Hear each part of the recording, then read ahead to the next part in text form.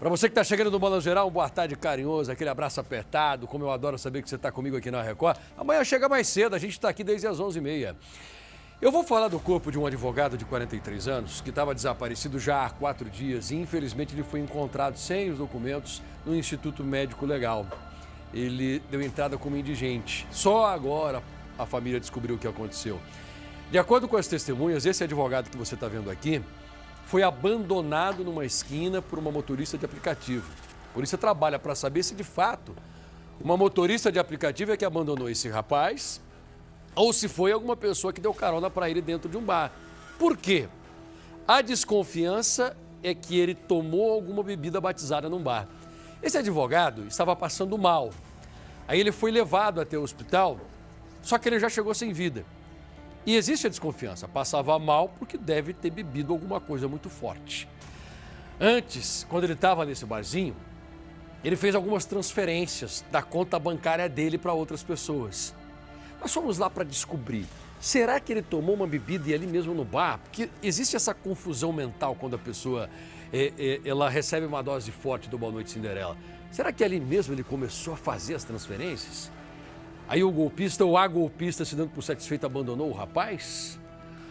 Ou foram os golpistas que levaram esse rapaz e no meio do caminho, dentro do carro, conseguindo fazer outras transferências, abandonaram esse advogado para morrer numa esquina?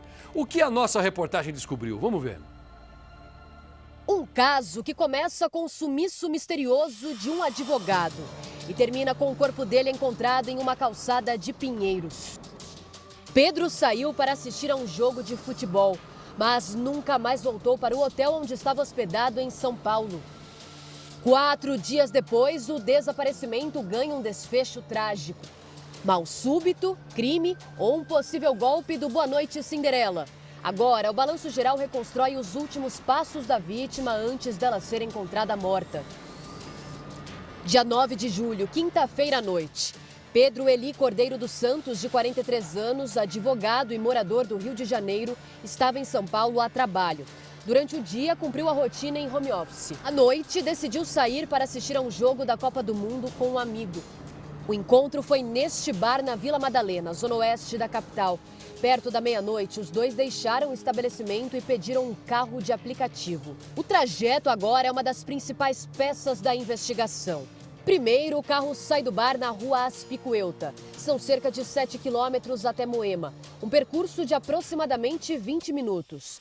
De lá, Pedro pretendia seguir por mais 5 quilômetros até o hotel na Vila Olímpia. Mas o plano nunca foi concluído. O advogado não apareceu mais no hotel e deixou de fazer contato com a família. Cerca de 2 horas depois, acontece algo que aumenta ainda mais o mistério. A conta bancária da vítima passa a registrar tentativas de saques. Os valores começaram em R$ 20 e chegaram a R$ 8.800. Por volta das 4 da manhã, Pedro volta a aparecer em Pinheiros.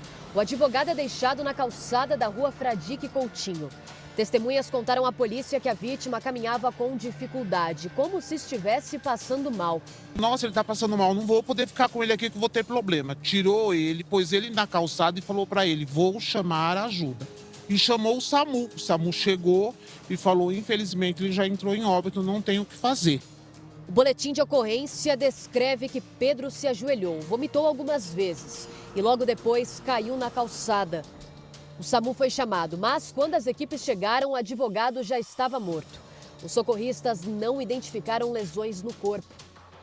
Enquanto o corpo de Pedro já estava no Instituto Médico Legal, 2 pessoas tentavam descobrir o que tinha acontecido com ele.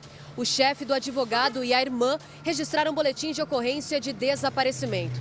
Mas como a vítima estava sem documentos, o corpo foi levado ao IML sem identificação. Só 4 dias depois, o exame papiloscópico confirmou que se tratava de Pedro. E a família recebeu a notícia da morte. Os parentes contaram à polícia que costumavam acompanhar as corridas de aplicativo de Pedro. Mas naquela madrugada, o compartilhamento da localização parou pouco antes da 00:50.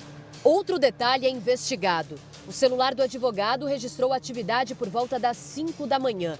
A última localização do aparelho aponta para a região central de São Paulo. Agora, a polícia tenta descobrir se Pedro sofreu um mal súbito ou se foi vítima de algum crime durante o trajeto pela cidade. O caso foi registrado como morte suspeita. A Polícia Civil aguarda os laudos periciais, que devem esclarecer a causa da morte e ajudar a reconstruir os últimos passos do advogado carioca.